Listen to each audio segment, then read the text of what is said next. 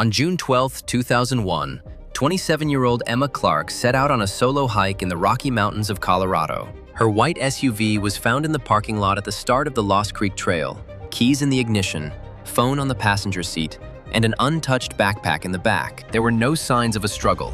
There were no signs of anything. 12 years later, on March 14, 2013, Nevada State Police found Emma alive in an abandoned house in the middle of the desert, 700 kilometers from the place of her disappearance. But this was not just a disappearance or a kidnapping. It was something beyond comprehension.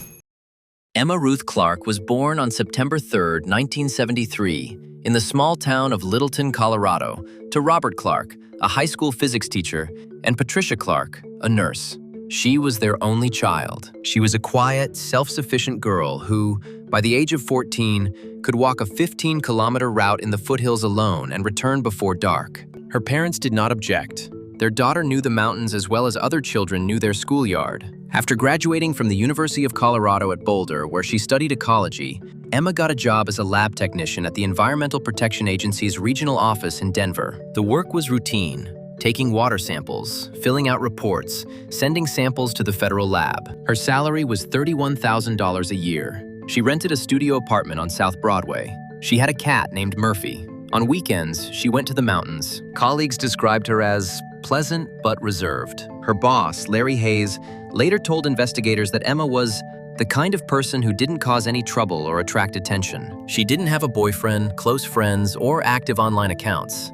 In 2001, this didn't seem strange. She had a circle of hiking friends with whom she occasionally went on trails, but she often preferred to hike alone. Nothing unusual happened in the months before her disappearance. No mood swings, no strange phone calls, no financial difficulties. The last entry in her paper diary, dated June 10, 2001, read, "Bought new insoles for my Merrell boots. Saturday, Lost Creek, finally."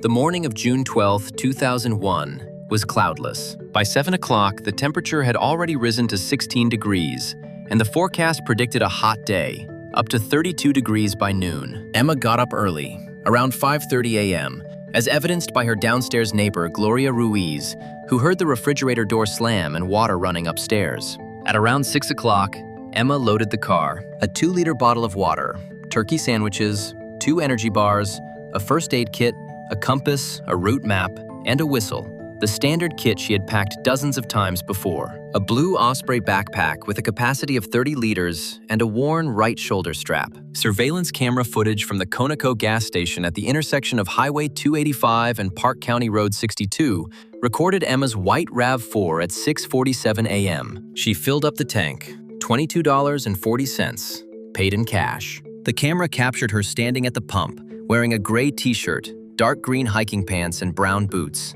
Her sunglasses were pushed up on her forehead. No signs of distress.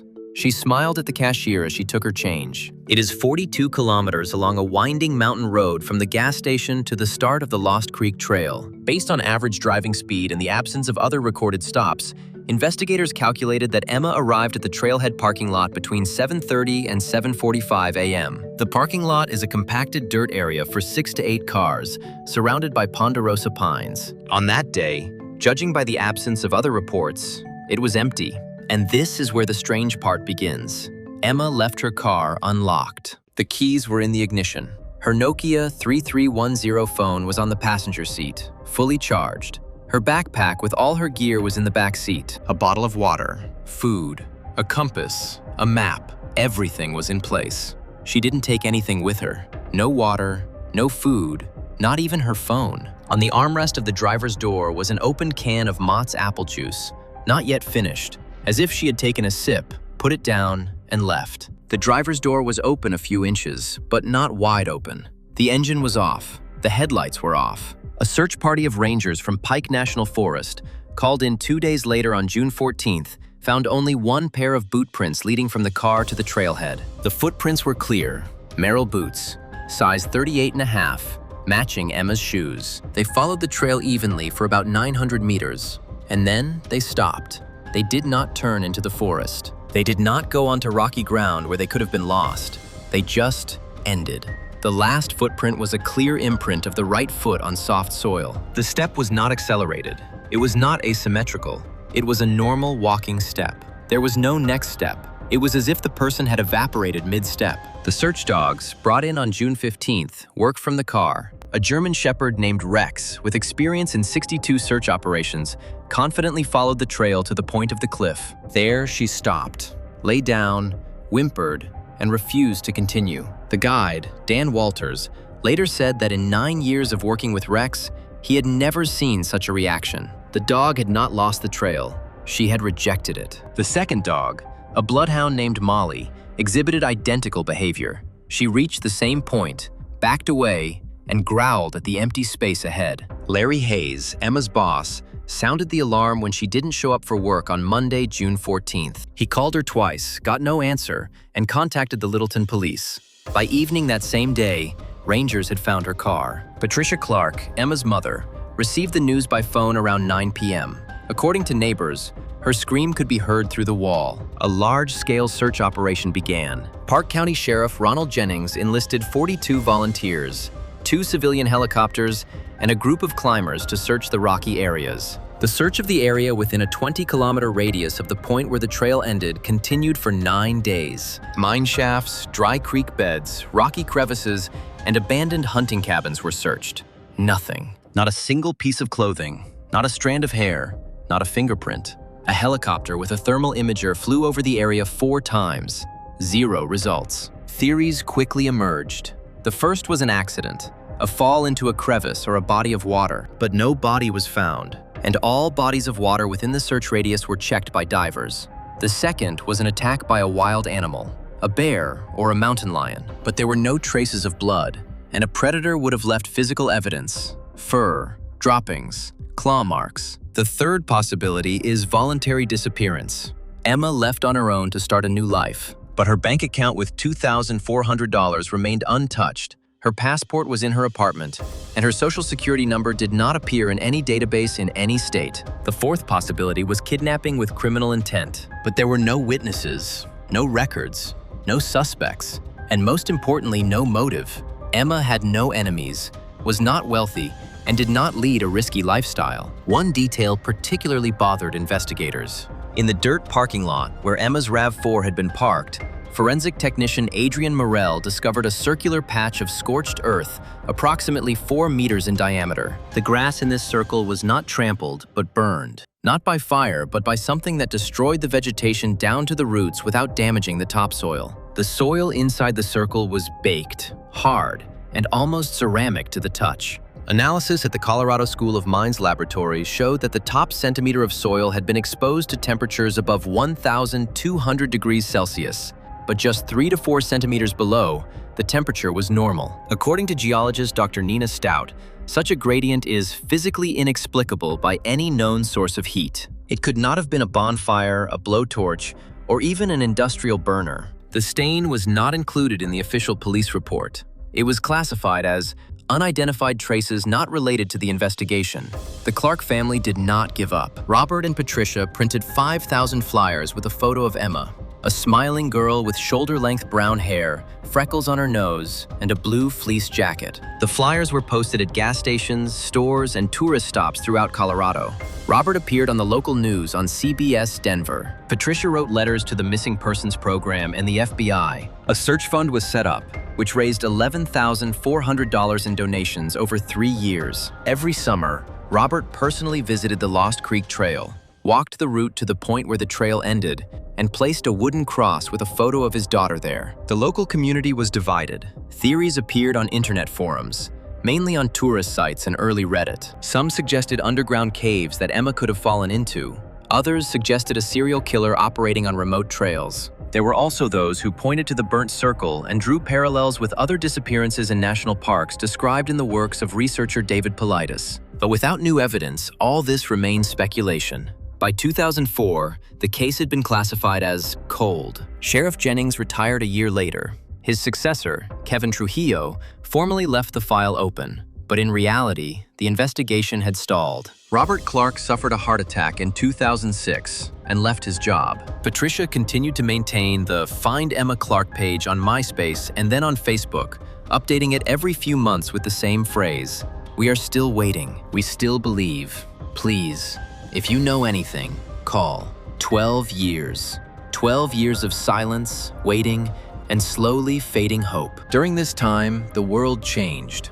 Wars, crises, smartphones, social networks. And in the Clarks' house, the same photo of their daughter stood on the mantelpiece, the one from the flyers. And next to it was a candle that Patricia lit every evening. But on March 14, 2013, everything changed. Patrol officers Neil Hansen and Maria Gutierrez from the Tonopah Police Department in Nevada were conducting a routine inspection of abandoned buildings along Highway 6. Tonopah is a tiny town with a population of less than 3,000, squeezed between the desert and old silver mines. There are more abandoned houses than inhabited ones. Around 11 in the morning, they pulled up to a one-story frame building on Main Street, boarded up with plywood and listed as vacant since 1997. The door was ajar. Inside, there was a smell of dampness and something pungent, chemical. In the back room, on a mattress without sheets, lay a woman, thin, barefoot. Her hair was short and unevenly cut. She was wearing a men's flannel shirt 3 sizes too big and jeans tied with a rope. She wasn't moving, but she was breathing. Her eyes were open. She was staring at the ceiling. When Officer Hansen spoke to her, she didn't respond. When he touched her shoulder, she screamed, not from fear, but from pain. The skin on her shoulders, forearms, and ribs was covered with bruises of a distinctive shape. The forensic scientist later described them as 4-fingered marks with a distance between pressure points of 5.5 to 6 centimeters. A human hand leaves a 5-finger grip. These marks were 4-fingered. On the inside of both wrists were round marks about 2 centimeters in diameter, pinkish in color, with a smooth, almost mirror-like surface. Emergency physician Teresa Lynch described the texture of these spots as metallic, similar to a thin layer of amalgam applied directly to the skin. Identification took 3 days. The fingerprints matched those in the missing persons database.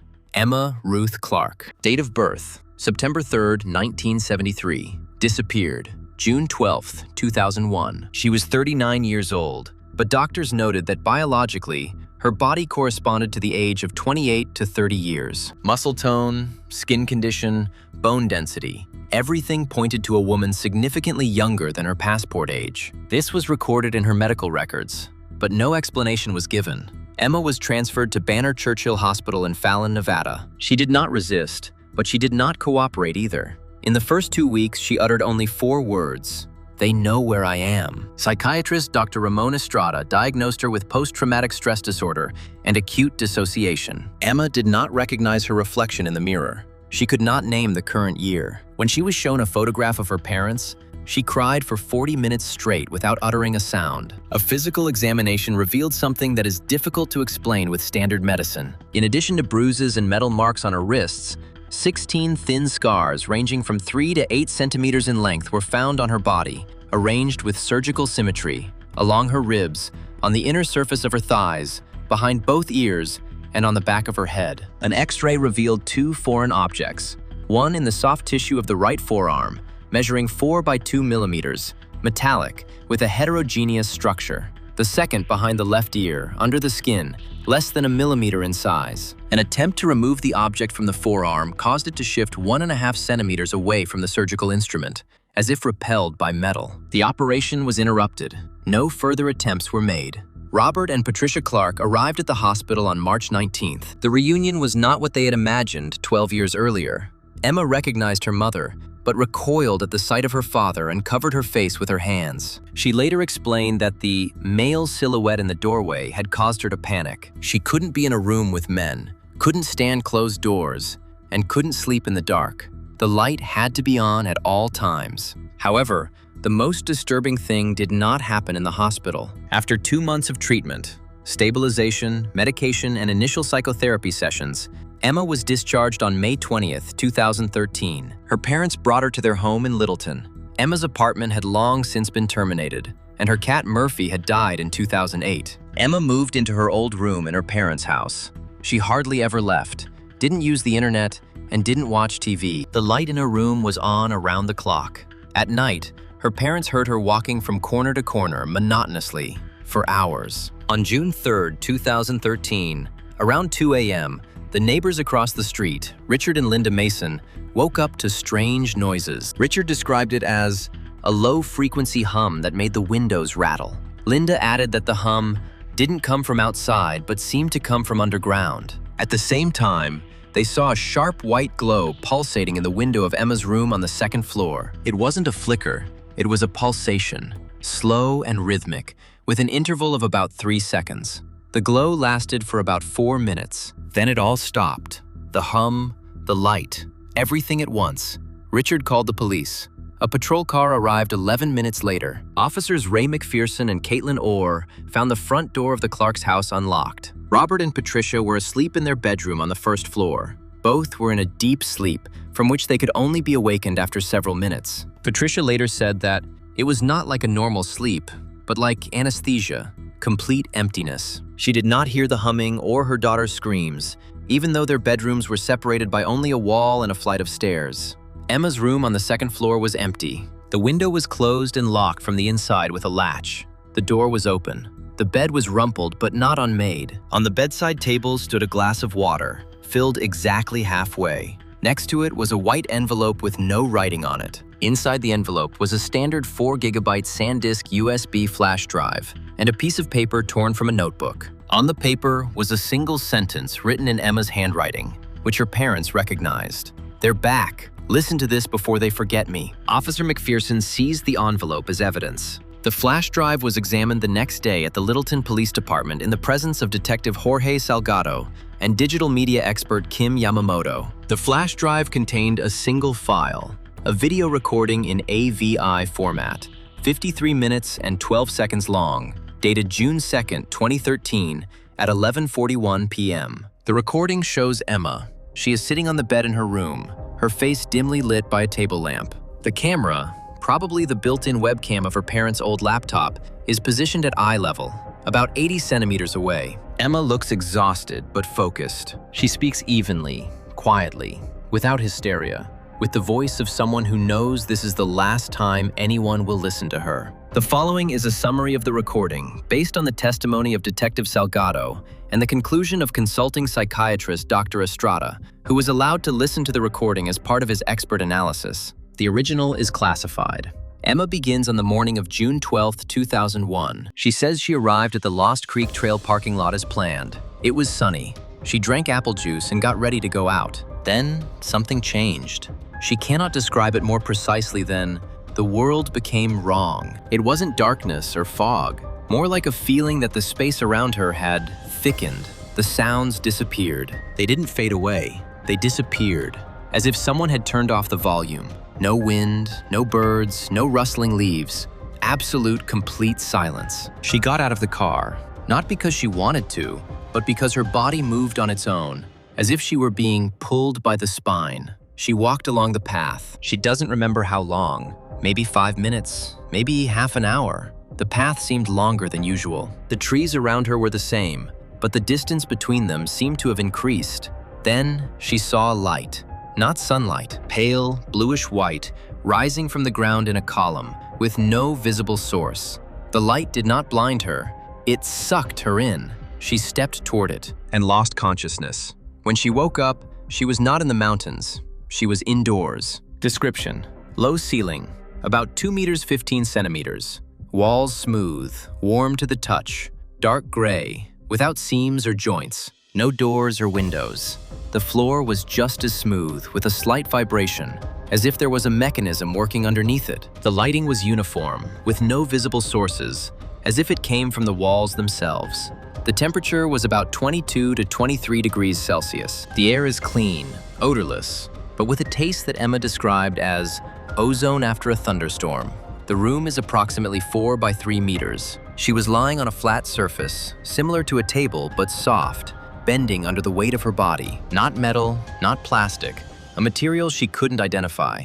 She was wearing the same clothes she had worn on the trail, but her boots were gone. The watch, an electronic Casio she had worn since college, showed 0, 0, 0, 0, 0, 0, all zeros, and it wasn't blinking. The first few days, if they were days, she was alone. Food appeared on a flat ledge in the wall, a jelly-like substance with no taste or smell, pale yellow in color, with a consistency reminiscent of soft tofu. Water, in a depression resembling a sink without a tap, filling itself. She slept, ate, sat, screamed, cried, banged on the walls. The walls did not respond. Time lost its meaning. Then they came. Emma describes them cautiously, choosing her words carefully. Not aliens, not visitors. She uses the word creatures. There were 3 of them. Height, about 165 to 170 centimeters. Thin, disproportionately long limbs, especially arms. 4 fingers on each hand, no visible nails, with pads like a gecko's.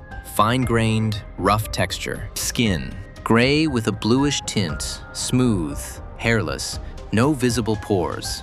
Heads, large relative to the body, with an elongated occipital region. Eyes, large, dark, without pupils or whites, like 2 pieces of polished obsidian. No mouths or noses in the usual sense, just 2 narrow slits below the eyes. They did not speak, but Emma heard them, not with her ears, inside her head, like thoughts that were not her own. A sensation she compares to someone entering text directly into her consciousness. The procedures began immediately. Emma describes them in her notes with surgical detail and monotony, which, according to Dr. Estrada, is not typical of fabrication. Fabricators add emotion for credibility, while Emma, on the contrary, removes it, which is typical of severe trauma. The first type is physical examinations. They laid her on a table and secured her limbs, not with straps, but with something that pressed her skin to the surface like a magnet. The creatures touched her with instruments she could not describe. Cylinders about 15 centimeters long, glowing at the end, emitting an ultrasonic vibration that she could feel with her teeth. The instruments moved along her body, stopping at certain points. At these moments, she felt pressure inside, as if something were squeezing her organs one by one. It was not pain in the usual sense, but a deep, dull discomfort that made her want to turn herself inside out. The second type was invasive procedures. Thin, almost invisible needles were inserted under the skin in the wrist area, behind the ears, and along the ribs. Emma didn't always see how it happened. Sometimes she only realized the procedure was taking place because of the feeling of cold penetrating inside and the thin strip of blood appearing on her skin. After some procedures, the very same round spots with a metallic sheen that the doctors later discovered remained at the puncture sites. Emma believes that objects were implanted in her. She felt something hard the size of a grain of rice moving under her skin in the first few days after the procedure, and then growing. Emma finds the third type of procedure the most difficult to describe. At this point in the recording, she falls silent for 37 seconds. The timing was recorded by an expert. Then she says in one sentence, "They used my body for reproduction." Next, she incoherently describes procedures that involved forced physical contact with one of the creatures. Not like the other 3, larger, with a different skin texture, darker. She cannot describe the creature's anatomy in more detail. Each time at this point she left her body, as if her consciousness disconnected from physical sensations, leaving only sound and temperature. Cold, always cold. These procedures were repeated at irregular intervals, sometimes several times in a row, then long breaks. Twice after such procedures, Emma felt changes in her body, heaviness in her lower abdomen, nausea, something alive inside. Both times, after an indefinite period of time. She cannot say whether it was days or weeks.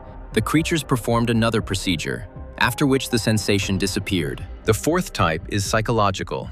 Emma talks about sessions during which the creatures entered her memory. She saw her life, her childhood, school, roots in the mountains, her mother's face, the smell of her father's cologne, as a projection unfolding before her, but distorted. The details were wrong. The house she grew up in had different colored walls. Her father was younger than she remembered. There was an empty field where her school used to be. She couldn't understand whether they were testing her memory or rewriting it. After each session, she woke up with a headache that lasted what she subjectively estimated to be 2 days, and with the feeling that a part of her was missing. Emma cannot estimate the length of her imprisonment. She says that subjectively, it seemed like 2 or 3 years. 12 years of earthly time are impossible for her. She does not believe it when she is told the date. In the recording, she repeats, "It couldn't have been 12 years. I haven't aged 12 years.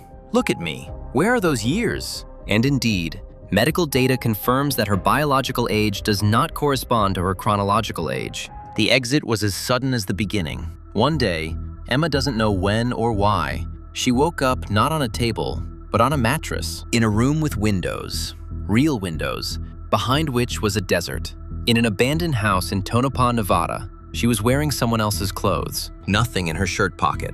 No note, no explanation. She didn't know how much time had passed or where she was. She lay on the mattress and waited. She doesn't remember how long. Maybe 2 days, maybe a week. She waited for them to return. The last minutes of the recording are the hardest. Emma says that since their return, she has been feeling them, not nearby, inside. She describes it as a constant presence at the edge of her consciousness, like a whisper at a frequency she can almost, but not quite, hear. At night, the presence intensifies. She knows they are watching through the implants. She knows they will return. She is not afraid. She speaks of it with weary acceptance, like someone who has resigned herself to the inevitable. The last sentence on the recording: "I don't know why I'm recording this. Maybe so that someone will know we're not alone. Or maybe so you understand that not being alone is much scarier than being alone." The recording cuts off. Black screen. 53 minutes and 12 seconds. The authorities' response was swift and opaque. Detective Salgado, who was the first to view the recording, forwarded a copy to the Denver FBI office on June 4th, the day after the empty room was discovered. On June 6th, 2 agents, whose names have not been disclosed, arrived at the Clarks' home and seized the original flash drive, the laptop from which the recording was made, and all of Emma's medical records from Banner Churchill Hospital. Robert Clark later told a reporter from the local publication Denver Westward that the agents were polite but didn't ask any questions. They knew what they were looking for before they even entered the house. The family received a written non-disclosure agreement, officially for the purpose of protecting the interests of the investigation. However, the investigation was never made public. The case of Emma's second disappearance does not appear in the FBI's databases. The Littleton police classified the incident as a voluntary departure of an adult, despite the window being locked from the inside and her parents sleeping, unable to be awakened by the noise heard 2 houses away. The scientific community, of course, offered explanations. Dr. Estrada wrote in his report that Emma's story fits perfectly within the framework of complex post-traumatic stress disorder with elements of dissociative amnesia and confabulation. Simply put, according to this version, Emma experienced real trauma, possibly abduction and prolonged confinement by a person or group of people, and her memories of aliens are a defense mechanism of the psyche, replacing unbearable reality with a fantastical narrative. This version is logical. It explains the scars, PTSD, fear of men, and descriptions of violence, but it does not explain everything. It does not explain the 4-fingered marks on the body. Medical examiner Marilyn Torres, who examined Emma, confirmed that the geometry of the bruises does not correspond to any anatomical configuration of the human hand, including hands with amputated fingers or congenital anomalies. She does not explain the metal spots on the wrists. A biopsy, conducted prior to the seizure of the documents, revealed the presence of a subdermal structure in the tissue consisting of an alloy containing iridium and osmium in a ratio that, according to Dr. Alan Perkins, a metallurgist at the Colorado School of Mines, is not found in any industrial alloy and cannot be obtained by standard smelting methods. It does not explain the foreign object in the forearm that moved away from the surgical instrument. It does not explain the burned circle in the parking lot 12 years ago with a temperature gradient of 1,200 degrees at a depth of 1 centimeter. And it does not explain how Emma, who, if we accept the abduction by humans version, must have spent 12 years in captivity, retained the biological age of a 28-year-old woman. Skeptics point out that the recording has not been made public and that everything known about it is third-party retelling. This is a fair point. They also point out that the descriptions of the creatures coincide with the archetype of the Greys from popular culture, and that Emma could have unconsciously constructed a narrative based on popular images. This is also possible. It has been pointed out that the biopsy results could have been erroneous, and the X-rays could have been equipment artifacts. This is plausible, but there is one detail that does not fit into any rational framework. On October 16, 2013, 4.5 months after Emma's second disappearance, Pike National Forest Ranger Thomas Barnett, while patrolling the Lost Creek Trail, discovered a wooden cross that Robert Clark had erected each year at the spot where his daughter's trail ended. The cross stood as before. Emma's photo, the same one from the flyers, was in place, protected by lamination. But next to the cross, pressed into the soft soil, lay a pair of shoes, brown, hiking boots, Merrill brand, size 38.5, with 12-year-old mud on the soles. The age of the dirt was confirmed by experts. Emma's boots. The very same ones that were not in the car, on the trail, or within a 20-kilometer radius of the point of disappearance. They were lying neatly, toes pointing toward the cross, as if someone had placed them there. On the inside of the left boot, on the insole, there was a sequence of 32 characters pressed into the material.